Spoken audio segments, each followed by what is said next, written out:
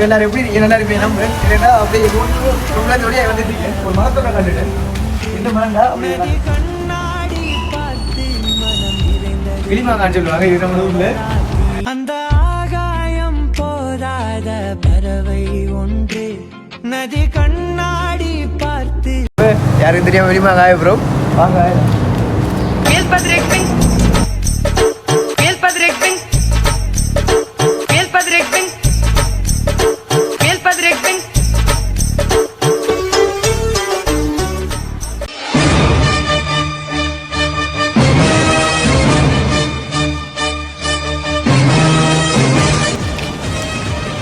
Guys வேரில் உள்ள டேஸ்ட்டாக இருக்கு சரியான எனக்கு புளிப்பு இல்லை. நம்மளோட உள்ள இறைச்சியில் புளிப்பு அறியும் இதையும் பறியும்.